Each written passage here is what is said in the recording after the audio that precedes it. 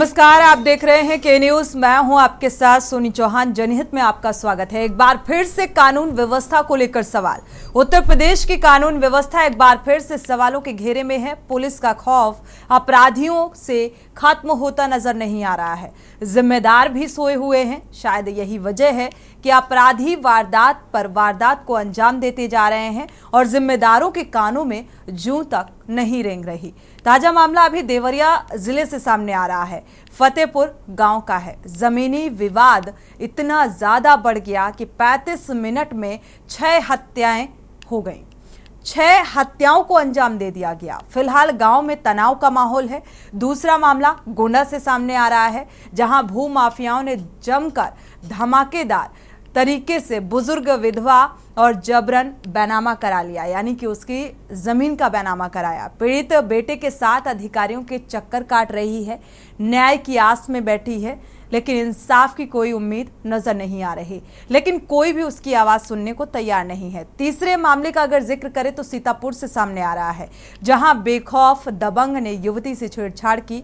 जानकारी के मुताबिक मां और दिव्यांग पिता ने विरोध जताया तो दबंग ने घर में घुसकर मारपीट की। मारपीट में परिवार के 4 सदस्य घायल हो गए, लेकिन पुलिस आरोपी के खिलाफ कार्रवाई करने के बजाय मामले में जांच के बाद कार्रवाई की बात कहकर पीड़ितों को टरका रही है। प्रदेश में इस वक्त पुलिस का जो रवैया सामने आ रहा है और हर दूसरे दिन ऐसी जो तस्वीर है वो सामने आ रही है, उसको लेकर कानून व्यवस्था में सुधार तो दूर की बात है, सुधार की कोई उम्मीद नजर नहीं आ रही है, क्योंकि लगातार जो अपराध है वो चरम पर है। किस तरीके से छोटी छोटी बातों को लेकर एक दूसरे की जान पर आमादा हो जाते हैं, लेकिन जो प्रशासनिक अमला है वो पूरी तरीके से सोया हुआ है। सोया हुआ इसलिए कहेंगे क्योंकि क्राइम लगातार बढ़ता जा रहा है। दबंग दबंगई दिखाते हैं, किसी की जमीन पर कब्जा कर लिया जाता है और कहीं छोटी सी बात को लेकर मौत के घाट उतार दिया जाता है। और ये सिर्फ और सिर्फ इसलिए क्योंकि कानूनी कार्रवाई समय पर अपराधियों के खिलाफ नहीं होती है। और इसीलिए आज एक बार फिर से ये मुद्दा उठाया गया है जनहित में। हमारे साथ संवाददाता सीतापुर से जुड़े हुए हैं अबरार अली। अबरार अली, आपका रुख करेंगे। सीतापुर का अगर जिक्र करें तो यहाँ पर अपराधियों के हौसले बुलंद हैं, प्रशासनिक रवैया क्या कुछ नजर आ रहा है? जी, अगर सीतापुर की बात की जाए तो सीतापुर में भी लगातार दबंगों के हौसले बुलंद हैं। और इस बात की जाए जिस तरह से इसके परिवार के घर में घुसकर दबंगों ने बेरहमी से पीटा है, जिसमें इसका पति जो है दिव्यांग था, उसको भी बेरहमी से पीटा है। और सिर्फ इसका गुनाह इतना था कि इसकी बेटी के साथ छेड़छाड़ किया जा रहा था। जब उसने मना किया तो उन लोगों ने घर में घुसकर इसके साथ मारपीट की और उसके बाद थाने से कोई भी कार्रवाई नहीं हुई। केवल महिला को ही मेडिकल के लिए भेजा गया, जबकि घर में 4 लोग घायल हुए थे। तो कहीं ना कहीं पुलिस का जो सख्त रवैया था वो नजर नहीं आया, क्योंकि पुलिस इस पर कठोर कार्रवाई नहीं करती है, जिसके चलते इनके हौसले लगातार बुलंद हो रहे हैं।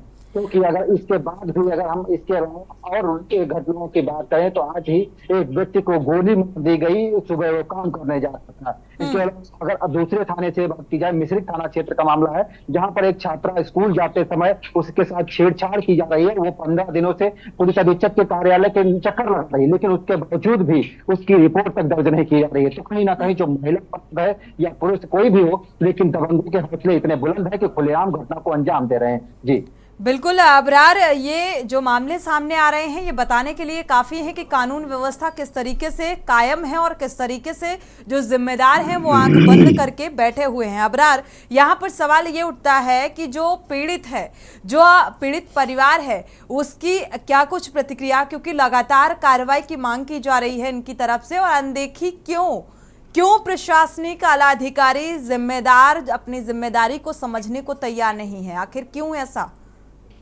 क्या कोई प्रतिक्रिया निकलकर सामने आई प्रशासनिक आला अधिकारी के इस मामले को लेकर? इस पर बात की जाती है तो जब घटना हो जाती है उसके बाद से अधिकारी ये कह देते हैं कि इसका जांच का विषय बना हुआ है और जांच करके कार्रवाई की जाएगी। तो आखिर कब तक इनकी जांच होगी और कब इनको न्याय मिलेगा, ये उम्मीद नजर नहीं आते हैं। और चलते चलते व्यक्ति और जो पीड़ित है वो थक जाता है और आखिर में वो अपने छिप कर घर में बैठ जाता है। क्योंकि अगर आज की एक बात की जाए तो यहाँ पर एक युवक की गोली मारी गई सुबह, और उसका कहना था कि 2 दिन पहले उसने थाने में तहरीर दी थी, और उसके बाद पुलिस ने क्या किया, पुलिस ने जबरन उससे सुलह लिखवा लिया कि अब हमें कोई दिक्कत नहीं है, जबकि उसने आशंका जताई थी कि हमारे जान को खतरा है, हमारे परिवार को खतरा है। लेकिन उसके बावजूद भी कोई भी कार्रवाई नहीं हुई और सुबह उसे गोली मारी गई। उसे गंभीर हालत में जिला अस्पताल में भर्ती कराया गया है। उसके बात की जाए तो मिश्रिख थाना क्षेत्र के महिला एक छात्रा है जो स्कूल जा रही थी, उसे रास्ते में रोका जाता है, उसके साथ छेड़छाड़ की जाती है और वहां थाने से लेकर एसपी तक कार्यालय तक चक्कर लगाती है, लेकिन उसका भी कोई भी आज तक मुकदमा तक नहीं दर्ज हुआ है। और ये तीसरा जो खबर चल रही है ये कमलापुर थाना क्षेत्र की है, जहां पर दिव्यांग पति है और 2 बेटियां हैं, को केवल मेडिकल के लिए भेजा गया, 3 के साथ कोई भी मुकदमा दर्ज नहीं किया गया है। तो कहीं ना कहीं पुलिस पर सवालिया निशान जरूर खड़ा हो रहा है कि आखिर इस तरह की घटनाएं आखिर क्यों बढ़ रही हैं और जो आरोपी हैं इन पर कार्रवाई क्यों नहीं हो रही है। जी बिल्कुल, ये एक तस्वीर आपको दिखा रहे थे सीतापुर की, लेकिन यहाँ पर तो न जाने कितने ऐसे मामले सामने आ रहे हैं जिससे ज़मीनी हकीकत से हमारे संवाददाता अबरार अली जो हैं वो रूबरू करा रहे हैं। दरअसल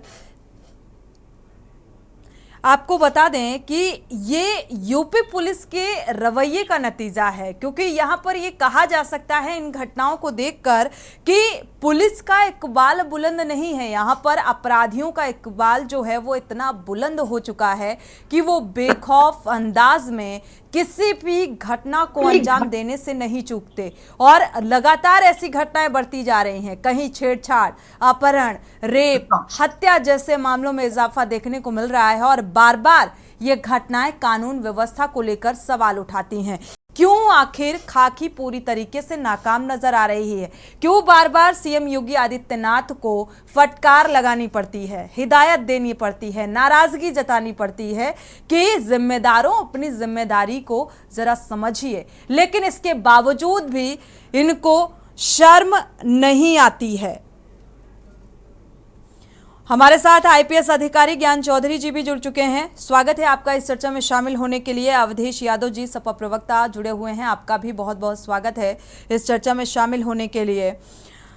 आप से शुरुआत कर लेते हैं। ज्ञान जी, आपके पास आते हैं। जिस तरीके से लगातार आपने देखा होगा पिछले कुछ अरसे से जो आपराधिक घटनाएं हैं, चाहे हम रेप की बात करें, हत्या की बात करें और अपहरण की बात करें, इन मामलों में लगातार इजाफा देखने को मिल रहा है।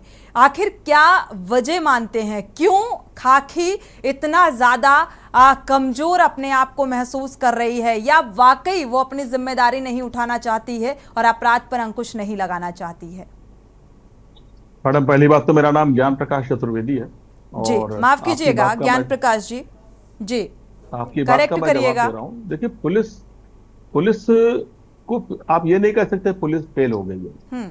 घटनाएं हो रही हैं, उनका अनावरण हो रहा है, उन्हें पकड़ा जा रहा है और जेल भेजा जा रहा है। इस घटना में भी किस जगह पकड़ा जा रहा है मुझे समझ में नहीं आ रहा है। आप एक जिम्मेदार आईपीएस अधिकारी हो, मुझे लगता है एक बेहतर अनुभव रखते हैं। हो सकता है ये सारे अधिकारी इस श्रेणी में नहीं आते हैं। एक प्रशासनिक जो कार्रवाई होती है, जो तौर तरीका होता है, फॉर एग्जाम्पल अगर रेप हुआ, हत्या कर दी गई, तो इसमें किस तरीके की जांच पड़ताल और कितनी लंबी जांच पड़ताल, कितना वक्त लगता है, ये आपसे समझना चाहेंगे। मैं वही बताने जा रहा था आपको। देखिए, पुलिसिंग टोटल डिपेंड करती है कैसा मुखिया है, मुखिया के बाद उस जनपद का एसपी कैसा, उस इलाके का इंस्पेक्टर कैसा, ये सारी चीजें उस पर डिपेंड कर रही होती हैं। उसकी हनक काम करती, जो कहते हैं ना पहले, हनक काम करती है। तो कहीं ना कहीं जिसकी हनक कम हो रही तो दिक्कतें आ रही इस तरीके की। किसी भी विवेचना में एक सामान्य घटना यह है, मान लीजिए रेप की आपने बात की, रेप में उसका बयान होगा, 164 का बयान होगा, मेडिकल होगा, उसके बाद चार्जशीट लगा करके भेज दी जाती है। बहुत समय नहीं लगता ऐसे केसेस में। लेकिन भूमि संबंधी मामलों में बहुत लंबा समय लगता है। पहली बात तो भूमि संबंधी मामलों में पुलिस के बहुत अधिकार नहीं होते। हम 107-16 कर देंगे, 151 कर देंगे, अदालत पे भेज देंगे, एसडीएम का भेज देंगे, लेखपाल को बुला लेंगे। तो कहीं ना कहीं आप ये नहीं कह सकते कि इसमें किसी जमीन से संबंधी मामले में पुलिस यदि कहीं चूक कर रही है, ये तो एक मामला हो गया। अवैध तरीके से दबंगों ने कब्जा कर लिया, अब माँ बेटे दर दर की ठोकरें खाने को मजबूर हैं। चक्कर लगा रहे हैं, लेकिन न्याय की कोई उम्मीद नजर नहीं आ रही है। लेकिन और ऐसे मामले सीतापुर से हमारे जो संवाददाता जुड़े हुए हैं सर, इन्होंने जो बताया, हम सिर्फ एक मामले का जिक्र कर रहे थे जो तस्वीर हमारे पास आई, लेकिन इन्होंने 4 मामले और ऐसे गिना दिए कि एक बुजुर्ग की गोली मार दी जाती है, एक बुजुर्ग को, एक छेड़छाड़ का मामला सामने आ रहा है और पुलिस में इस बात की थाने में तहरीर दी जाती है, इसके बावजूद भी कोई सुनवाई नहीं। क्यों भाई? देखिए, इधर ये प्रचलन थोड़ा बहुत बढ़ा है, बिल्कुल मैं इसको स्वीकार कर ले रहा हूँ कि थानों में संवेदनशीलता मुझे जितनी दिखनी चाहिए उतनी दिख नहीं रही है जी। हम लोग भी पुलिसिंग करते थे और बहुत छोटी छोटी घटनाओं, मैं तो उसके बगल के जनपद में SPRA गोरखपुर रहा हूँ, छोटी छोटी घटनाओं को भी बड़ी संवेदनशीलता के से ऊपर से लेकर नीचे तक वो ट्रांसफर कर दिया जाता था और अधिकारी खुद चले जाते थे ऐसे मामलों में, खुद वहां पहुंच जाते थे। थाना दिवस बना है, तहसील दिवस बना है, उसके बावजूद भी ये सारी घटनाएं हो रही, कहीं ना कहीं कुछ ना कुछ ये तो मानना पड़ेगा कि हम दिखा तो रहे हैं बहुत तेज है, पुलिसिंग बड़ी तेज हो रही, लेकिन कहीं ना कहीं कुछ शिथिलता है और ये क्रमानुसार शिथिल होती जा रही। जितना फास्ट होना चाहिए, पंप होना चाहिए, जितना उसमें प्रेशर होना चाहिए, जो उसकी एक तरीके से जो बुलेट शॉट होनी चाहिए वो दिख नहीं रही। वो बिल्कुल एक रॉकेट जो उड़ता है ना, थोड़ा सा उड़ा फिर जाके कहीं गिर गया, ऐसा दिख रहा है। चलिए, आप मानते हैं इस बात को कि बदलाव हुआ है, वो भी ऐसा बदलाव हुआ है कि जितनी तेजी के साथ, तत्परता के साथ जिम्मेदारी को निभाना चाहिए, उसमें कहीं ना कहीं शिथिलता जो है वो देखने को मिल रही है। एक दर्शक हैं, उनकी राय साझा कर लेते हैं। उमेश जी जुड़े हुए हैं। सुरेश जी, माफ कीजिएगा, कानपुर से स्वागत है आपका, अपनी राय साझा कर सकते हैं सुरेश जी। हाँ सोनी जी, मैं ये कहना चाहता हूँ, माननीय मुख्यमंत्री जी जो आदेश करते हैं पुलिस प्रशासन को कि पुलिस के ऊपर कोई वर्दी में दाग नहीं लगना चाहिए, और जिस क्षेत्र में बीजेपी के कार्यकर्ता रहते हैं, विधायक रहते हैं, सांसद रहते हैं, जिलाध्यक्ष रहते हैं, उनकी भी जिम्मेदारी बनती, उनको भी आदेश दें थानों में जाके, और जो उच्च अधिकारी है वो कैसे काम कर रहे हैं, जनता की समस्या सुनी जा रही है कि नहीं सुनी जा रही, कोई पीड़ित आ रहा वो उसको परेशान किया जा रहा, इस पर तो विशेष माननीय योगी जी को यह आदेश करना चाहिए, जिलाध्यक्ष को, विधायक को, सांसद महोदय को, अपने क्षेत्र में किसी प्रकार की कोई घटना नहीं होनी चाहिए। और पुलिस को तो उन्होंने टाइट किया है कि मतलब पुलिस के वर्दी पे कोई दाग नहीं लगना चाहिए। बिल्कुल, लेकिन अफसोस की बात यह कि इस तरीके की तस्वीरें जब आती है तो सवालिया निशान लगता है। शुक्रिया हमारे साथ जुड़ने के लिए और राय साझा करने के लिए कि आखिर ऐसा क्यों, इसके पीछे की वजह क्या है, ये भी जानने की कोशिश करेंगे। हमारे साथ सपा प्रवक्ता भी जुड़े हुए हैं। अवधेश जी, आपका रुख करेंगे। कानून व्यवस्था को लेकर लगातार, चाहे हम समाजवादी पार्टी का जिक्र करें या विपक्षी पार्टियां लगातार सवाल उठा रही हैं, और सवाल हम भी उठा रहे हैं इस बात को लेकर कि आखिर क्यों कानून व्यवस्था सुदृढ़ नहीं हो पा रही है। ये जो घटनाएं सामने आ रही हैं, लूट, हत्या, डकैती, रेप की घटनाएं लगातार बढ़ती जा रही हैं और अपराधियों के खिलाफ कोई ठोस कार्रवाई नहीं होती। क्या वजह देख पा रहे हैं? अवधेश जी, अनम्यूट करिएगा। जी देखिए, जिस तरीके से मीडिया के द्वारा प्रचार किया जाता है, जमीनी हकीकत वो नहीं है। जमीनी हकीकत ये है कि पुलिस प्रशासन के लोग अपने आका को संतुष्ट करने के लिए बस वहां पर एक चक्कर लगाते हैं, खाली उनको संतुष्ट करते हैं। जमीन पर जो समस्याएं हैं, अब जैसे देवरिया की घटना अभी देखने को मिली है, बिल्कुल बेहद दुखद। देवरिया की घटना एक जमीनी विवाद से आज इतना बड़ा जघन्य घटना हो गया, जो बहुत ही मतलब दुख व्यक्त करने। बिल्कुल, 35 मिनट में 6 लोगों की मौत हो जाती है, बड़ी दुखद की मौत। वो जमीनी विवाद था, वो दोनों परिवार, अब वो लड़का वहां चला गया, वो अब उसकी हुई, उसके बाद प्रक्रिया में इतनी बड़ी घटना हुई। मतलब हम लोग जो अभी टेलीफोनिक सूचना या उधर से लोग जो सूचना प्राप्त हो रही है, मतलब अप्रत्याशित घटना इसको कहा जाएगा। लेकिन अगर जमीन विवाद जब से था, ये सच है, अभी ज्ञान प्रकाश जी ने जो भी बताया कि जमीनी विवाद में पुलिस का बहुत इंटरफेरेंस नहीं होता है, लेकिन जब ये विवाद चल रहा था और एक भाई ने अपनी जमीन और दूसरी जिसकी पहले हत्या हुई उसको लिख दिया था, और ये मनमुटाव चल रहा था, तो उसकी गंभीरता में जाकर के और इस मामले को जड़ से खत्म करना चाहिए था। ये जो नासूर था ना, वो इतना बड़ा गुब्बारा बना कि आज जो इतनी बड़ी घटना के तौर पर हमारे सामने आया। देखिए, वहां किसी जाति विशेष का और किसी धर्म विशेष का कोई सवाल नहीं है, वहां यहाँ जमीनी विवाद था। जी एक जमीनी विवाद था और उस जमीनी विवाद ने इतना बड़ा एक नासूर बना कि जो आज और इतनी बड़ी घटना घट इसे गई। रोका भी जा सकता था अगर समय रहते एकदम इसमें रोका जा सकता तत्परता है। दिखाई मैडम जाती तो सोनी मुझे मैडम, लगता उसमें है जो आज घटना 6 लोगों की जो जान गई वो नहीं गई होती। एक दर्शक हैं, वापस लौटते हैं आपके पास। प्रेम जी चेन्नई से जुड़े हुए हैं, स्वागत है आपका प्रेम जी, अपनी राय साझा कर सकते हैं जी। हेलो जी सुन पा रहे हैं प्रेम जी।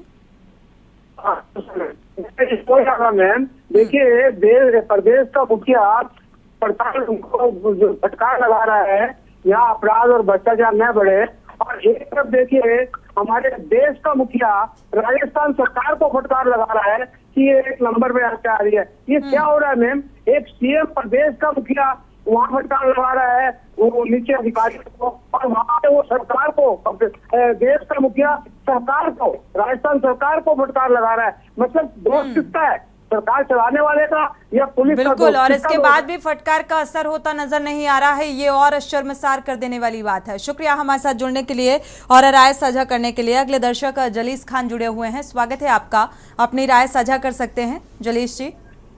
जी थैंक यू मैडम। मैं जी। ये जो अभी घटनाएं हुई हैं, निश्चित रूप से हर प्रकार की जितना हीनियस क्राइम है वो हो रहा है। मैं इस बात से इत्तेफाक करता हूँ कि योगी आदित्यनाथ जी महाराज पूरी तरीके से फटकार भी लगा रहे हैं, सब लगा रहे हैं, लेकिन मैं हमारे अभी जो आईपीएस अधिकारी बैठे हुए हैं ज्ञान प्रकाश चतुर्वेदी जी, मैं उनकी भावनाओं से परिचित हूँ, क्योंकि जैसा मुखिया होता है उसी के अनुसार उनका इकबाल जिले में काम करता है। फॉर एग्जाम्पल मैं देता हूँ, 1981 में हमारे डीजीपी थे विक्रम सिंह जी, वो कह दिया करते थे कि किसी क्षेत्र में अगर कोई अपराध, हीनियस अपराध हुआ तो मुझे कहना ना पड़े, आप अपने यहाँ आमद। बिल्कुल बिल्कुल, आपकी बात से इत्तेफाक रखते हैं। शुक्रिया हमारे साथ जुड़ने के लिए और राय साझा करने के लिए। अगले दर्शक का उमेश जी जुड़े हुए हैं मेरठ से, स्वागत है आपका उमेश जी, अपनी राय साझा कर सकते हैं। नमस्ते मैडम जी नमस्कार। मैं ये कहना चाह रहा था कि हमारे प्रदेश में जो अपराधी बढ़ रहे हैं उसका मेन कारण ये है कि अपराधियों से पैसे लेकर उन्हें छोड़ दिया जाता है।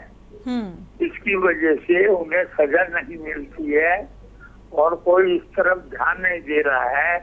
सरकार बिल्कुल ध्यान नहीं देती है, मॉनिटरिंग नहीं करती है, अपराधियों को पकड़ने में सहयोग नहीं देती है और ना उन्हें सजा दिलाती है। बिल्कुल, पूरी तरीके से भ्रष्टाचार से संलिप्त ये जो जिम्मेदार लोग हैं, और शायद यही वजह है कि ये अपनी जिम्मेदारी को सलीके से निभा नहीं पा रहे हैं। शुक्रिया हमारे साथ जुड़ने के लिए और राय साझा करने के लिए, क्योंकि दर्शकों की राय ऐसे मामले को लेकर बेहद महत्वपूर्ण होती हैं। हमारे साथ संवाददाता देवरिया से भी जुड़ चुके हैं रामाश्रय त्रिपाठी ज़्यादा जानकारी के साथ, और साथ ही प्रमोद मिश्रा जी कांग्रेस प्रवक्ता भी जुड़ चुके हैं। स्वागत है आपका इस चर्चा में शामिल होने के लिए। प्रमोद जी आपका रुख करते हैं, इसके बाद रामाश्रय आपका रुख करेंगे। प्रमोद जी, ये जो घटनाएं सामने आ रही हैं, आप लोग भी सवाल उठा रहे हैं, विपक्षी पार्टियां लगातार कानून व्यवस्था को लेकर सवाल उठा रही हैं, क्योंकि ये आपराधिक घटनाएं जो इतनी तेजी के साथ बढ़ रही हैं, और देवरिया की जो घटना ये सामने आई, साथ ही न जाने कितनी घटनाएं हर दूसरे दिन सामने आती हैं, तो क्या वजह इसके पीछे देख पा रहे हैं? आखिर क्यों कानून व्यवस्था जो है इतनी लचर होती जा रही है? निश्चित रूप से मैम नमस्कार। निश्चित रूप से ये फेलोवर है शासन का कि जितने जोर से ढोल में पोल है, ढोल तो बड़ी जोर से पीटी जा रही है लेकिन काम कुछ धरातल पर हो नहीं रहा है। अभी आप आज देखें कि एक ही परिवार के एक हत्या होने के बाद में दूसरी हत्या हो जा रही है, इसका मतलब वहां का प्रशासन फेल है। अभी घनश्याम तिवारी की हत्या जमीनी विवाद को लेकर के सुल्तानपुर में होती है जी। और ये सरकार उस तरीके की सरकार है कि जब पुलिस हिरासत में हत्या होती है, जब अदालत में हत्या होती है, जब बृजभूषण सिंह जैसे लोग यहाँ पर हैं जहाँ इंटरनेशनल पहलवानों तक की बात नहीं सुनी जा रही है, तो ये निश्चित रूप से शासन का फेलोवर है। बिल्कुल, शासन स्तर पर पूरी तरीके से ये फेल्योर जो निकल कर सामने आ रहा है, और इसमें सिर्फ शासन के साथ साथ प्रशासनिक अमले को लेकर जो सवालिया निशान लग रहे हैं, प्रशासनिक अमले की कार्यशैली को लेकर, क्योंकि कानून व्यवस्था को सुदृढ़ बनाए रखने के लिए मुझे लगता है प्रशासनिक आला अधिकारियों की जिम्मेदारी भी होती है और साथ ही शासन स्तर पर भी वो जिम्मेदारी होती है, जो कि कई बार वो तस्वीरें सामने आती हैं कि सीएम योगी आदित्यनाथ ये कहते हैं और मीटिंग भी लेते हैं, महाबैठक करते हैं कानून व्यवस्था को लेकर, लेकिन बावजूद इसके इस फटकार का असर होता क्यों नजर नहीं आ रहा है, ये समझ में नहीं आ रहा है। आखिर क्यों ये जिम्मेदार जो हैं अधिकारी अपनी जिम्मेदारी को नहीं समझ पा रहे हैं। देवरिया का रुख कर लेते हैं, क्योंकि देवरिया की जो घटना सामने आई वो वाकई अपने आप में बेहद दुखद है और यहाँ पर भी एक लापरवाही प्रशासनिक स्तर पर बरती गई है। रामाश्रय, क्या इस मामले को लेकर 6 लोगों की मौत हो गई 35 मिनट में, बड़ी बात है ये, और कानून व्यवस्था को लेकर लगातार सवाल उठाए जा रहे हैं। क्या अब कोई तत्परता देखने को मिल रही है यहाँ पर कार्रवाई को लेकर? अनम्यूट करिएगा।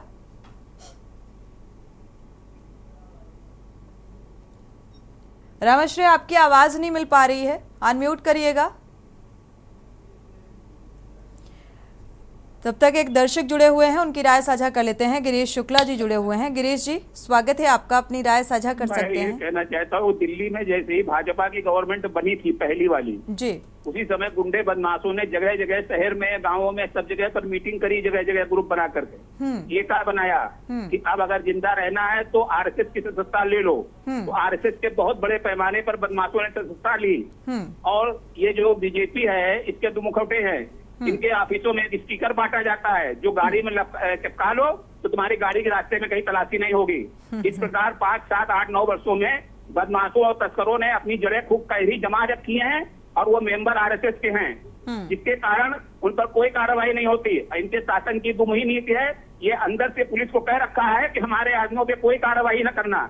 इस कारण इस समय बदमाशी पूरे उत्तर प्रदेश, पूरे देश में इनका जहां साम्राज्य है पूरी छाई हुई है, चाहे वो मध्य प्रदेश हो चाहे कोई भी जिला हो, और उन पर कोई कार्रवाई पुलिस ढीले से करती है नहीं करती है। जब ज्यादा शोर शराबा होता है, इनको लगता है कि हमारा कोई वोट नुकसान हो जाएगा, तो ये उसमें दिखावटी कार्रवाई तब तत्परता सामने आती है। बिल्कुल, शुक्रिया हमारे साथ जुड़ने के लिए और ये राय साझा करने के लिए। वाकई एक मैसेज जो जाता है, आपराधिक घटनाएं चरम पर हैं और इसके बाद जो प्रशासनिक अमले का एक लचर रवैया सामने आता है, उसको लेकर जो मैसेज अब समाज के लोगों के बीच जा रहा है वो इस तरीके का मैसेज जाता है कि ये आरएसएस के मेंबर हैं और इस तरीके से एक माहौल को खराब करने की कोशिश की जा रही है। ये प्रशासनिक आला अधिकारी इस बात को क्यों नहीं समझ पाते, क्योंकि समाज की सुरक्षा की जिम्मेदारी इनके कंधों पर है।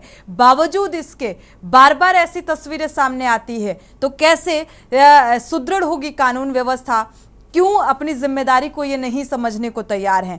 हमारे साथ संवाददाता देवरिया से जुड़े हुए हैं रामाश्रय त्रिपाठी जी, आपका रुख करेंगे। रामाश्रय, देखा जाए तो देवरिया के इस मामले को लेकर, क्योंकि बेहद ये बड़ा घटनाक्रम सामने आ रहा है, 6 लोगों की मौत, क्या अब प्रशासनिक कार्रवाई में तत्परता देखने को मिल रही है? देवरिया में जो निर्मम हत्या की हुई है।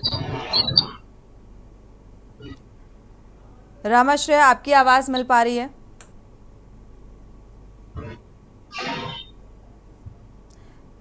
रामाश्रय, आपको मेरी आवाज मिल पा रही है? चलिए दोबारा से संपर्क करने की कोशिश करेंगे, तकनीकी खामी के चलते मुझे लगता है संपर्क नहीं हो पा रहा है। अवधेश जी भी जुड़े हुए हैं, साथ ही हमारे साथ प्रमोद मिश्रा जी भी जुड़े हुए हैं, खास मेहमान लगातार जुड़े हुए हैं। एक बार फिर से रुक कर लेते हैं ज्ञान चौधरी जी का। ज्ञान चौधरी जी, आप देख पा रहे हैं, क्योंकि एक बेहतर एक्सपीरियंस है आपके पास, प्रशासनिक कार्यशैली क्या इसी तरीके से होती है? जो कार्रवाई होती है किसी भी मामले को लेकर, अपराध की जो श्रेणी है वो अलग अलग है, उसे कैटेगराइज्ड किया जाता है, देन उससे अकॉर्डिंग आप कार्रवाई होती है। लेकिन आपको क्या लगता है कि किसी भी अपराध के मुताबिक यहाँ पर कानूनी कार्रवाई, कानूनी प्रक्रिया होती नजर आ रही है? किस तरीके से बदसलूकी की जाती है?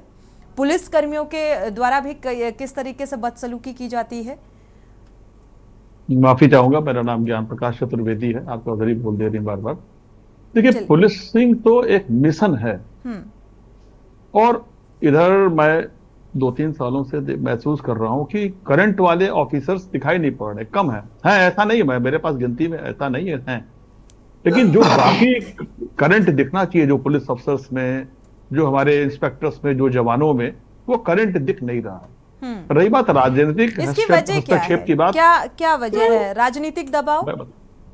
मैं बता रहा हूं आपको जी। मैं एकमात्र अधिकारी या 1-2 अधिकारी ऐसे रहे होंगे जो गोरखपुर में सपा के सरकार में एसपी आ रहे थे और योगी जी की सरकार आई और मैं कंटिन्यू किया, इसके बावजूद मैं 1.5 साल आगे तक कंटिन्यू किया। ठीक है। पॉलिटिकल हस्तक्षेप तो आप महसूस करेंगे तो देगा ना कोई। आप क्यों महसूस कर रहे हैं? बिल्कुल। किस लिए कर रहे हैं? आपको घूस कमाना है, पैसा कमाना है? आप तलवे चाटने की नौकरी मत करिए ना। आप दबंगई के साथ ढंग से जनता के हित में, न्याय के हित में, कानून के हित में नौकरी करिए। एक फोन नहीं आएगा, मैं दावे से कह रहा हूं, यदि कोई गोरखपुर का कोई भी राजनेता अगर यहां पर हो, मेरी बात सुन रहा हो, कभी मेरे पास उन्होंने फोन किया हो और इस तरह की घटनाओं में अगर पुलिस, मैं कहता था क्यों नहीं पुलिस हाथ डालेगी भाई, राजस्व का मामला है तो क्या हत्या होने तक प्रतीक्षा करें? मैं हाथ डालता था, इंस्पेक्टर को, लेखपाल को, सारे लोगों को बुलाता था कि गांव में जाइए, विजिट करिए, कोई बड़ा मुद्दा है तो मैं भी आऊंगा। बिल्कुल। हम किसी ने इसलिए कि मामला अब ये आजकल है न्यायालय में चाराजोई प्राप्त किया, मामला विचाराधीन न्यायालय, किस बात भाई, न्यायालय थोड़ी कह रहा है कि इसमें हत्या करा दो। हस्तक्षेप करना पड़ेगा, हर हाल में हस्तक्षेप करना पड़ेगा, डरने की बात नहीं है। पुलिस सीधे नहीं करेगी, राजस्व के अधिकारियों के साथ तो करेगी। बिल्कुल। सीओ एसडीएम के साथ तो जाएगा, इंस्पेक्टर तहसीलदार के तो साथ जाएगा। बिल्कुल। लेखपाल के साथ भेजिएगा, थाना दिवस हो रहा, तहसील दिवस हो रहा, समस्याओं का समाधान होगा। बिल्कुल से कहा जाए ये जमीन का मामला है, न्यायालय में है, लेकिन ये फिलहाल आप चाहिए तो निर्णय कर दीजिए। मुझे अच्छी तरह याद है कि घटना, एक नए सीडीओ बैठे थे बांसगांव में, बिल्कुल यंग थे, उन्होंने बड़ी कस के फटकारा कि मामला न्यायालय में, वकील ने कहा मामला नहीं, कहे तो फिर मैं क्या करूं? कहा नहीं, आप एसपी साहब मुझे एक अधिकारी दीजिए, मैं एक टीम गठित कर रहा हूं, वहां जाएगा, जो जहां जैसा है उसको बेहतर कर दे, आगे कोई दुर्घटना होने पाए। इससे एक बात समझ में आती है ज्ञान प्रकाश जी कि यहाँ पर अब ईमानदार अधिकारियों की कमी हो गई है और मैं मुझे इस पर कोई लगता कमेंट नहीं करूंगा, मैं इस पर मुझसे कोई कमेंट नहीं लीजिए। नहीं, बिल्कुल ऐसा है। ऐसा नहीं है कि ईमानदार अधिकारी हैं, नहीं हैं, लेकिन जब 2 ईमानदार होंगे और 8 आपके ईमानदार नहीं होंगे तो आप समझ सकते हैं कानून व्यवस्था कहां पर जाएगी और किस तरीके से व्यवस्थित होगी। लगातार बढ़ रहे अपराधों को देखते हुए ये सवाल उठा रहे हैं कि आखिर क्यों कानून व्यवस्था इतनी लचर होती जा रही है, क्यों जिम्मेदार अधिकारी अपनी जिम्मेदारी को नहीं समझ रहे हैं। जीरो टॉलरेंस की बात की जाती है। सीएम योगी आदित्यनाथ लगातार नसीहत, हिदायत और नाराजगी जाहिर करते हैं, बावजूद इसके ऐसी तस्वीर सामने आती है और हर दूसरे दिन ऐसी तस्वीर सामने आती है जहां पर अपराध चरम पर, और कई ऐसे मामले इसलिए बढ़ जाते हैं क्योंकि वहां पर कानूनी प्रक्रिया जो है इतनी शिथिल और लचर होती है, पैरवी इतनी शिथिल और लचर होती है कि वो अपराध एक छोटे अपराध से एक बड़े अपराध में तब्दील हो जाता है। इसी को लेकर हम चर्चा कर रहे हैं, दर्शकों की राय भी साझा कर रहे हैं, क्योंकि ऐसे मामले को लेकर दर्शकों की राय भी बेहद महत्वपूर्ण होती है। एक बार रुक करेंगे देवरिया का, माफ़ कीजिएगा, रामाश्रय हमारे संवाददाता जुड़े हुए हैं। मुझे लगता है तकनीकी खामी के चलते संपर्क टूट गया है। एक बार अबरार अली से संपर्क कर लेते हैं, सीतापुर का रुख कर लेते हैं। अबरार अली, क्या किसी प्रशासनिक आला अधिकारी की कोई प्रतिक्रिया निकलकर सामने आई इस मामले को लेकर? जी, इस पर अधिकारियों से बात की गई तो उनका साफ तौर पर कहना था कि मुकदमा दर्ज कर लिया गया है और कार्रवाई की जा रही, लेकिन पीड़िता का कहना था कि उसके 4 व्यक्तियों के घर में चोट लगी है, केवल महिला का ही मेडिकल कराया गया है और उसी को केवल भेजा गया है, ना कि उसकी 2 बच्चियों और दिव्यांग पति को उसकी मेडिकल नहीं कराया गया और उसको घर तक ही केवल दोनों पक्षों से एक व्यक्ति को मुकदमा दर्ज करके मामले को रफा दफा कर दिया गया। तो कहीं ना कहीं इस पर सवालिया निशान जरूर खड़ा होता है कि उसकी बेटी के साथ छेड़छाड़ का आरोप लगा रही है। उसके बाद जो है एक ही उसकी महिला के साथ केवल मेडिकल कराया गया, उसके पति और 2 बेटियों के जिसमें मारपीट की गई, आखिर उनका मेडिकल कराकर कार्रवाई क्यों नहीं की गई? क्योंकि ऐसा कार्रवाई नहीं हुई, शायद इसीलिए हौसले और भी बढ़ते रहते हैं और आगे की कार्रवाई और बुरी घटना को अंजाम दे जाते हैं। ऐसा ही मामला अगर सुबह की बात की जाए, सुबह एक व्यक्ति के द्वारा बताया गया कि उसके पैर में गोली लगी है, वो ई रिक्शा चलाने जा रहा था और उसके पहले ही 2 दिन उसने एक एप्लीकेशन जब अबरार इस तरीके का माहौल है, अगर सीतापुर के कई घटनाओं का आप जिक्र कर रहे हैं, तो वहां पर ये तो साफ है कि जो कानून व्यवस्था है वो पूरी तरीके से ध्वस्त है, जो अपराधी हैं वो बेखौफ हैं। तो वहां पे रह रहे जो लोग हैं उनकी क्या कुछ प्रतिक्रिया है इस कानूनी कार्यशैली को लेकर? जी, वहाँ यहाँ के जो लोग हैं उनके काफी दहशत में, जैसे जो लोग पीड़ित होते हैं उनका यही रहता है कि कई बार उन्होंने पुलिस अधीक्षक से न्याय की गुहार लगाई, थाने तक लगाई, लेकिन जब नहीं कार्रवाई हुई तो आखिर थक हार कर वो घर बैठ जाते हैं और इसके बाद दबंगों के हौसले बुलंद रहते हैं और कहीं ना कहीं बड़ी घटना को अंजाम दे डालते हैं। तो कहीं ना कहीं पुलिस पर एक सवालिया निशान जरूर खड़ा होता है कि आखिर छेड़छाड़, जब मुख्यमंत्री के आदेश है कि छेड़छाड़ अगर कोई भी व्यक्ति करेगा उस पर कार्रवाई, कठोर कार्रवाई की जाएगी, लेकिन उसके बावजूद भी एक मिश्रित थाने की छात्रा है जो वो दर की ठोकरें खाने को मजबूर है। फिर उस पर उसका मुकदमा क्यों नहीं लिखा जा रहा? वो व्यक्ति गांव का है और लगातार धमकी दे रहा है कि अगर आप थाने में शिकायत की तो जेल हो जाएगा। तो कहीं ना कहीं उसके हौसले क्योंकि इसलिए बुलंद है क्योंकि उसे थाने तहरीर दी और कोई कार्रवाई नहीं हुई और उसकी दुश्मनी और भी अधिक हो गई। बिल्कुल, समाज में, किसी भी गांव में, किसी शहर में मुझे लगता है शांति व्यवस्था को व्यवस्थित करने की एक बड़ी जिम्मेदारी जो है वो प्रशासनिक अमले की होती है। लेकिन जब प्रशासनिक अमला ही गैर जिम्मेदाराना हरकत करे और लापरवाही बरते तो आप समझ सकते हैं वहां पर शांति किस तरीके से होगी। अशांति का एक माहौल होगा, अराजकता का एक माहौल होगा, क्योंकि एक बड़ी जिम्मेदारी है जो ये जिम्मेदार समझने को तैयार नहीं है। शुक्रिया अबरार इस तमाम जानकारी को साझा करने के लिए। हमारे साथ संवाददाता रामाश्रय भी जुड़े हुए हैं फोन लाइन पर। रामाश्रय, देवरिया के इस मामले को लेकर अब प्रशासनिक स्तर पर किस तरीके की कार्रवाई होती नजर आ रही है और कहां तक पहुंची ये कार्रवाई? जी, आपको बता दें देवरिया का जो यहाँ तक का ये मामला है उसमें जो है देवरिया पुलिस जो है लगभग 14 लोगों को हिरासत में ले चुकी है और उनसे पूछताछ भी कर रही है। और यहाँ अगर देखा जाए एक तरह से तो यह पुलिस प्रशासन की जो है घोर लापरवाही है। जी, 14 लोगों को हिरासत में लिया गया है जो इसमें शामिल थे। इस पूरे घटनाक्रम में पूछताछ की गई, कुछ निकलकर सामने आ पाया जिसके आधार पर आगे कार्रवाई की जा सके?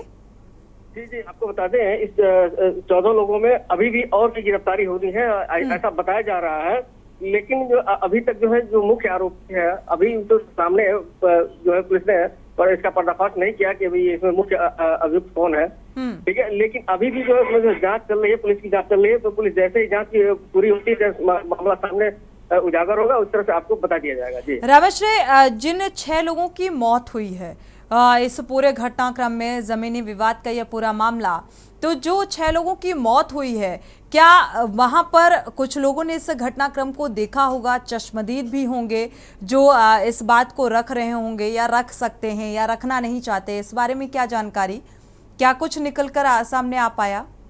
इस पूरे घटनाक्रम में वहाँ पे जो है पूरा गांव जो है सन्नाटा पकड़ा हुआ है और आपको बता दें यहाँ इस प्रकरण पे कोई भी कुछ भी बोलने के लिए तैयार नहीं, क्योंकि इसके परिजन कुछ जो जिनके वहाँ हत्या हुई है सत्यप्रकाश दुबे के वहाँ कोई है उनके वहाँ का कोई भी परिजन नहीं, बस एक लड़का बचा हुआ है, वो भी पुलिस हिरासत में है, तो पुलिस उनको हिरासत में लेकर रखी है और जांच पड़ताल से पूछताछ भी कर रही है उनसे। जी, शुक्रिया रामाश्रय, आप इस खबर पर नजर बनाए रखिएगा, आपसे अपडेट लेते रहेंगे। शुक्रिया इस तमाम जानकारी को साझा करने के लिए। तो ये हाल है कानून व्यवस्था का। अभी फिलहाल देवरिया के मामले को लेकर 14 लोगों को हिरासत में लिया गया है और लोगों की गिरफ्तारी होनी बाकी है और एक एक कर सवाल जवाब किए जा रहे हैं, पूछताछ की जा रही है। जबकि जिस तरीके से इस घटनाक्रम को अंजाम दिया गया, जिन्होंने मौत के घाट उतारा या 6 लोगों की इसमें मौत हो जाती है, तमाम ऐसे लोग रहे होंगे उस घटना के दौरान जिन्होंने आंखों देखी होगी, लेकिन बावजूद इसके इतना समय कार्रवाई में लगता है। साक्ष्य जुटाए जा रहे हैं प्रशासनिक अमले की तरफ से। बढ़ते हैं आगे, हमारे साथ लगातार इस मुद्दे को लेकर खास मेहमान जुड़े हुए हैं चर्चा में। आपका रुख करेंगे अवधेश जी। समस्याएं बहुत हैं, अगर देखा जाए आप लोग भी लगातार सवाल उठाते हैं, सत्ता पक्ष से सवाल पूछते हैं, सवाल खड़े करते हैं, लेकिन इस समस्या का समाधान क्या है? क्योंकि समाजवादी पार्टी थी, विपक्ष में जब ये थे तो सवाल उठाते थे कि हाँ कानून व्यवस्था, गुंडा राज कायम है, और आज भी जो तस्वीरें सामने आ रही हैं उसको लेकर कानून व्यवस्था पर सवाल उठ रहे हैं। किस नजरिए से देखते हैं और इस समस्या का समाधान कैसे संभव है? देखिए सोनी जी, अभी जैसे ज्ञान प्रकाश चतुर्वेदी जी ने भी कहा कि जो काफी एक्टिव नजर आने वाले लोग हैं पुलिस प्रशासन के लोग, मैंने पहले भी आप बताइए, हमारे योगी महाराज जी हैं, गोरखपुर आते हैं, जनता दरबार लगाते हैं, रोज सबकी समस्या पर मार्क करते हैं। उसका कभी उन्होंने फीडबैक लिया क्या कि उन समस्याओं का कितना समाधान हुआ? जहां जमीनी विवाद है, अब देवरिया का जैसे प्रकरण आज बहुत ही, मतलब सीतापुर का भी प्रकरण आपने बताया, देवरिया का प्रकरण तो ये सच में जैसे आपके संवाददाता ने भी बताया कि बिल्कुल सीतापुर, सुल्तानपुर, बस्ती, न जाने कितने ऐसे मामले सामने आ चुके हैं जी। बहुत है, अब कितना गिनाया जाए, खाली कागजों में। अभी एनसीआरबी के आंकड़े तो ये कभी मानते नहीं है, एनसीआरबी के आंकड़े में देख लीजिए इनके अलावा क्या कंडीशन है। ये अपने मुंह मियां मिट्ठू बनने का काम करते हैं। महिलाओं के प्रति कितने अपराध हो रहे हैं, 10-90 को इन्होंने निष्क्रिय कर दिया। आज फिर मैंने बयान देखा, वो कह रहे हैं हम दूसरा महिलाओं पे छेड़छाड़ रोकने के लिए अभियान चलाएंगे। अभी गोरखपुर में मैं पहले भी आपके चैनल पे बताया था कि एक बच्ची 9वीं में पढ़ने वाली बच्ची के साथ छेड़छाड़ हुआ, उसने सुसाइड कर लिया। तो मेरा कहने का मतलब आज इतनी बड़ी घटना जहां एक, देखिए दोनों परिवार, एक परिवार पूरा उजड़ गया, दूसरा परिवार भी उजड़ गया। जहां तक मुझे अभी जानकारी रुद्रपुर देवरिया से मिली है, उस परिवार में भी एक अकेला लड़का जो पहले जिसकी हत्या हुई कमाने खाने वाला था, तो अब उसकी हत्या के बाद अब इतनी बड़ी जघन। अगर ये समस्या का समाधान तो 100% किया जा सकता था, क्योंकि ये लोग इतने अमीर लोग नहीं थे, ये बहुत हैंड टू माउथ लोग हैं। आप देख रहे होंगे तस्वीरों में उनके घरों की क्या स्थितियां हैं। बहुत गरीब परिवार के लोग थे, आपस में बैठा करके इस समस्या का समाधान प्रशासन चाहा होता तो निकाल लिया होता। लेकिन एक उसको इतना बड़ा नासूर बनने दिया गया कि आज इतनी बड़ी घटना वहां पर घट गई, 2 परिवार बर्बाद हो गए, समाज में अलग एक, और आज गांव में जो सन्नाटा पसरा है। सच बात है, कोई कुछ कहने को तैयार नहीं है। बिल्कुल, इस सरकार में इसमें सामाजिक स्तर पर भी देखा जाए तो काफी कुछ जिम्मेदारी बनती है समाज की। वहां पर भी कई बार ये देखने में आया है कि ऐसी घटनाओं को एक तरीके से प्रोत्साहन देने का काम किया जाता है, क्योंकि राह चलते अगर कोई घटना घटित हो रही है तो कोई भी शख्स रुककर उस घटना को रोकने के लिए तैयार नहीं है। ऐसी न जाने कितनी घटनाएं सामने आई जिसको लेकर हमने डिबेट की, चर्चा की, और कानून व्यवस्था को लेकर जिस तरीके से सवाल उठ रहे हैं, ये वाकई अपने आप में एक बड़ा सवाल है और ये शर्मसार कर देने वाली तस्वीरें सामने आ रही हैं। यहाँ पर प्रमोद मिश्रा जी भी जुड़े हुए हैं, उससे पहले एक दर्शक जुड़े हुए हैं। राम जी, स्वागत है आपका, अपनी राय साझा कर सकते हैं। नमस्ते मैडम, देखिए कार्यक्रम चल रहा आपका, बहुत अच्छा चलता है कार्यक्रम जी। अब ये घटनाएं होती है, अभी कानपुर में घटना आपको याद होगी, ये घटना हुई जी, आग फूट गई और फिर क्या हुआ है, उनको पकड़ने की बजाय राजनीति सत्ताधारी राजनीतिक दल के लोगों ने क्या किया, उल्टा उन्हीं पर केस करने की कोशिश की।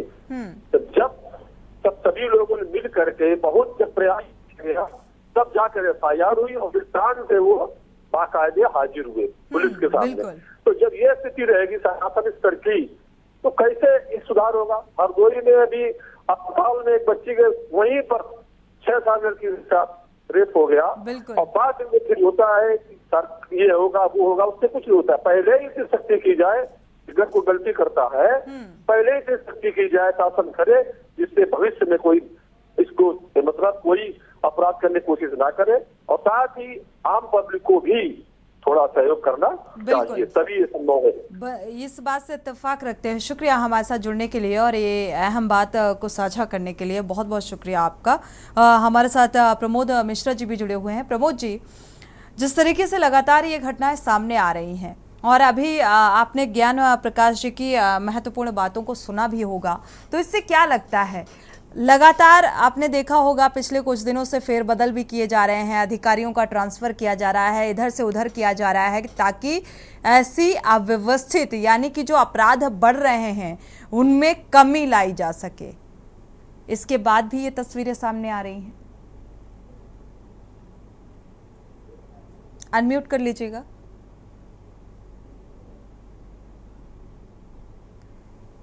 प्रमोद मिश्रा जी, आपकी आवाज नहीं सुन पा रहे हैं, अनम्यूट कर लीजिए। मैम, मैं कहना चाहता हूं कि आज कुर्सी पर जो लोग बैठाए जा रहे हैं वह कर्तव्यनिष्ठ और ईमानदारों को बाहर किया जा रहा है, और जो लोग अपने जेब के लोग हैं, ये विधायक का आदमी थानेदार होगा, सांसद का आदमी इंस्पेक्टर होगा, इंचार्ज, जब तक ये व्यवस्था नहीं खत्म होगी, जैसे ज्ञान प्रकाश जी ने अभी कहा कि जब ईमानदार और कर्तव्यनिष्ठ आदमी कुर्सी पर होगा, जो दबाव में नहीं, जो सीधा दिखता है, जो अपराधी होगा उसको दंड दिया जाएगा। और यहाँ क्या हो रहा है कि उनको प्रमोशन दिया जा रहा है, जिसके पुलिस हिरासत में मौत हो रही है, जबरदस्ती इनकाउंटर किए जा रहे हैं। उन लोगों को जब तक कुर्सी पर रखा जाएगा तब तक न्याय की उम्मीद नहीं की जा सकती है। चलिए, न्याय की उम्मीद नहीं की जा सकती है। ज्ञान प्रकाश जी, आप कुछ कहना चाह रहे हैं? हाँ, मैं छोटी सी बात करना चाह रहा हूँ। जी। पहली बात तो मैं किसी के पक्ष में विपक्ष में कोई बात नहीं करता, क्योंकि मैं इस तरह की नौकरी मैंने की है। फीडबैक लेते हैं मुख्यमंत्री जी, ऐसा नहीं है। और मैं तो गोरखपुर रहा, बड़ी फटकार भी लगाते थे, नाराज भी होते थे। वो तो अभी भी कर रहे हैं, अभी भी ऐसी लेकिन हमारा मतलब माननीय योगी जी से, मेरा माननीय मायावती जी से, माननीय अखिलेश जी से कोई मतलब ही नहीं है। यहाँ पुलिस से मतलब है। बिल्कुल। मैंने आज ट्वीट किया है माननीय मुख्यमंत्री जी को कि अपराधियों के मकान गिराए जा रहे हैं, उनके पैरों पे गोली मार दी जाती है। जी। कितने भ्रष्ट अधिकारियों को जिसमें इस मामलों में लिप्त पाया गया, छेड़खानी के मामलों में कई पुलिस वाले पाए गए, भ्रष्टाचार के मामले में, उनके मकान गिराए जाने में क्या दिक्कत है? उनका प्रचार प्रकाशन और मीडिया में उनके चेहरे को दिखाने में क्या किसी भी दिग्गज का मकान नहीं गिराया जाता, और न जाने कितनी अवैध प्रॉपर्टियों पर कब्जा कर बैठे हुए हैं। बिल्कुल इत्तेफाक रखते हैं इस बात से सारे लोग। मैडम प्लीज, सारे लोग, चाहे कोई भी सरकार आती रहे, जब तक जैसे हम अपराधियों को टॉप 10 बनाते हैं ना, वैसे जब तक नहीं बनाएंगे, और यह न्यायालय से डरने की जरूरत बहुत नहीं है। न्यायालय से बहुत डरने की जरूरत नहीं कि भ्रष्ट अधिकारियों का चेहरा दिखा देंगे तो न्यायालय बड़ा नाराज हो जाएगा। न्यायालय से कहिए, श्रीमान जी आप अपना न्याय करिए, ये प्रशासनिक मामला है, ये भ्रष्ट अधिकारी है, ये बलात्कार में पकड़ा गया है, ये घूसखोरी में पकड़ा गया है, इसका हम मकान गिरवाएंगे, बुलडोजर से गिरवाएंगे और विधिक रूप से गिरवाएंगे, इसका फोटो भी दिखाएंगे, पूरे समाज में इसको हम बताएंगे कैसा अधिकारी है। ऐसे लोगों और बर्खास्तगी क्यों नहीं हो रही है? सस्पेंशन कर दिया, ये कर दिया, बर्खास्त करिए, कोर्ट से लड़के आएगा, डरने की क्या बात है? मैंने आज मुख्यमंत्री जी से निवेदन किया इस बात को कि ये नहीं करेंगे ना तो पुलिस मर जाएगी।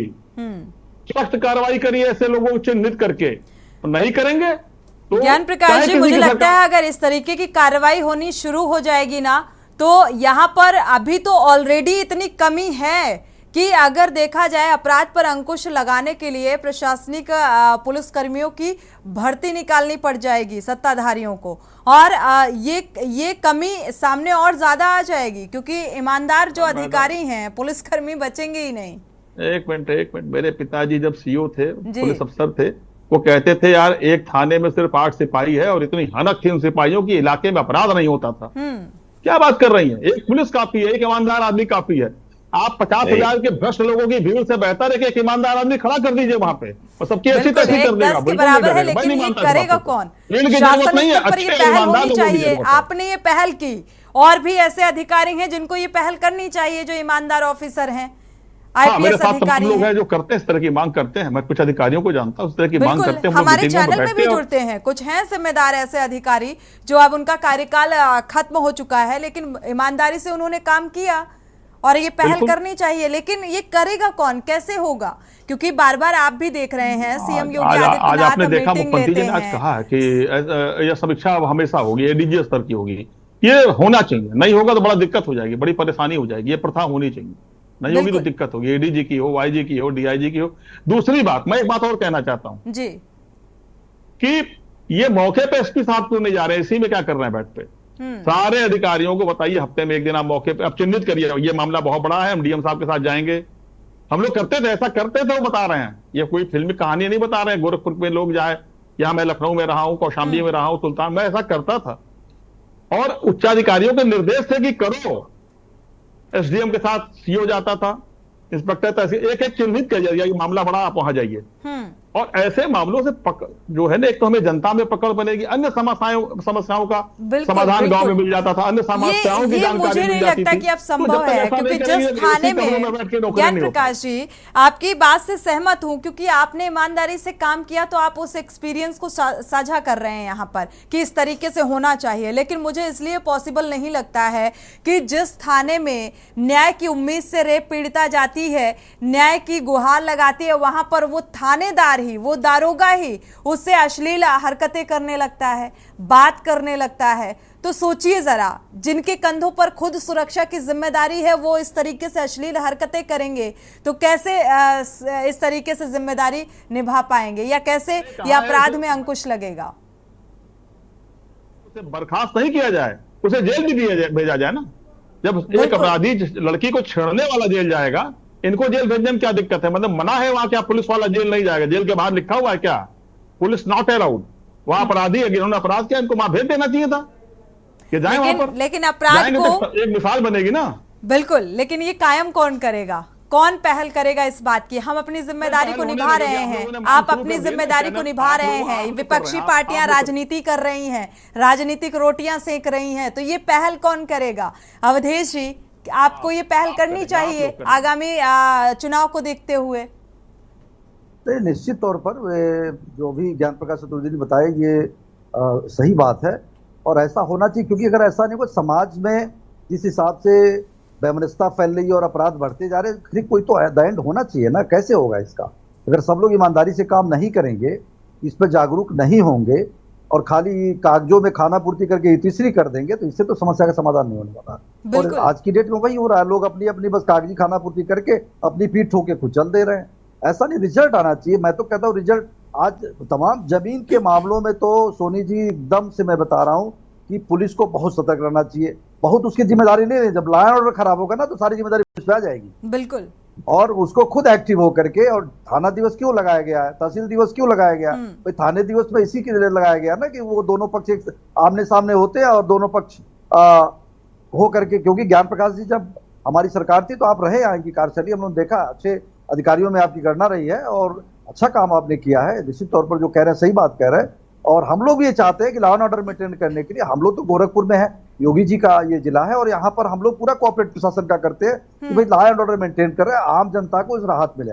इसलिए छोटी से छोटी भी जो घटना होती है हम लोग प्रशासन के संज्ञान में लाते हैं। और लेकिन क्या है, लोग दबाव देके, जब एक दर्शक में कोई बता रहा था कि लोग दबाव दे करके, अब मान लो कोई सत्ता पक्ष का है तो कोई निर्दोष भी विपक्ष के अगर कार्यकर्ता को परेशान करवाएगा, बिना मतलब के घर छापा डाल देगा, रात को पहुंच जाएगा, इससे वैमनस्यता फैलती है, इससे समस्या का समाधान नहीं होता है। पुलिस को इसमें निष्पक्ष होना पड़ा। ज्ञान प्रकाश ने सही बात कही है। आप देखो उस आदमी की संलिप्तता है कि नहीं, वो सही में विक्टिम है कि नहीं है, तब आप जाओ। अब कोई दबाव दे दिया कि फला को बेइज्जत कर दो, फला पार्टी का वर्कर है, इससे क्या है ना कि समाज नहीं सुधरने वाला है। बिल्कुल, संविधान और देश की शपथ खाने के साथ साथ उसके महत्व को भी समझना जरूरी है।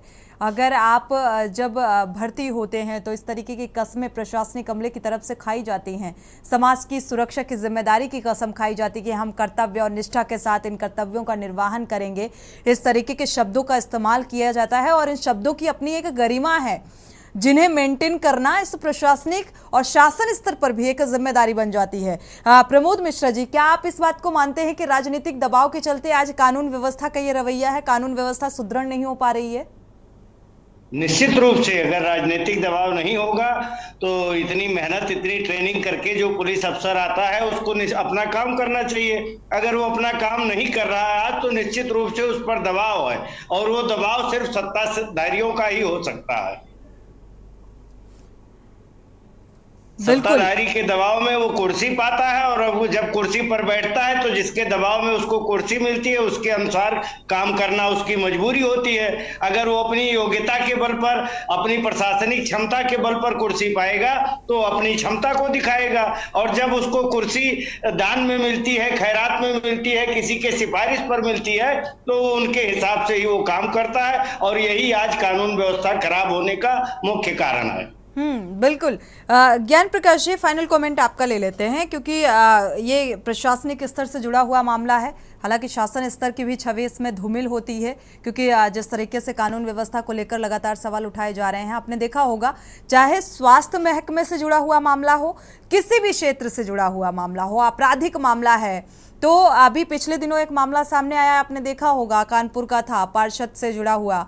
वहां पर किस तरीके से अंकित शुक्ला का जो मामला था उसमें दबाव बनाने की कोशिश की गई, राजनीतिक दबाव बनाने की कोशिश की गई, फिर प्रदर्शन किया गया सिख समुदाय की तरफ से गिरफ्तारी को लेकर, जबकि सीधा सीधा इसमें कार्रवाई हो सकती थी। फिर इसमें आरोप प्रत्यारोप हुए कि फंसाने की कोशिश की जा रही है। अभी पिछले दिनों एक मामला सामने आया था कि एक होटल में डॉक्टर्स ने कुछ खाना खाया तो उनकी तबीयत खराब हो गई, सीएमओ ने तुरंत जांच के आदेश दे दिए।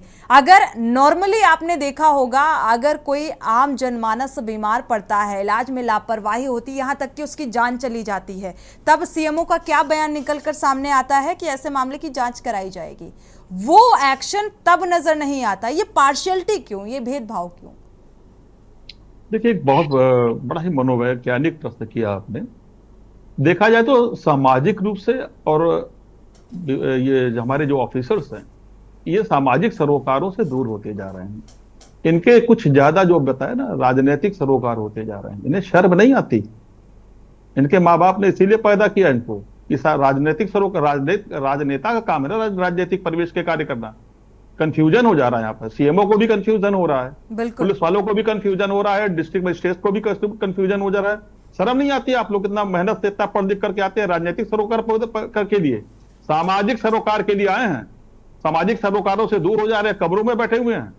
सामाजिक सरोकारों के लिए किसी भी सत्ता के, किसी भी व्यक्ति को, किसी भी सत्ता के सर्वोच्च व्यक्ति को यह पहल करनी होगी कि तुम अपना काम करो, हमें अपना काम करने दो, हम बेहतर तरीके से अपना काम हम करेंगे। क्या करना, हम नीति बनाएंगे, तुम उसको फॉलो करो। जरा भी फॉलो करने में करोगे दिक्कत होगी। ये तो भैया मीडिया बहुत मजबूत हो गई, आप तो सारे मुद्दों को उठा दे रहे हैं, नहीं तो बिल्कुल बड़ी बड़ी हम बातें जिम्मेदारी दबी रह अपनी जा रही हैं। बखूबी निभा रहे हैं, और मुझे लगता है इसका। शासन और प्रशासनिक स्तर पर भी इनको अपनी जिम्मेदारी समझनी होगी। शुक्रिया आप सभी मेहमानों का इस चर्चा में शामिल होने के लिए और कीमती समय देने के लिए।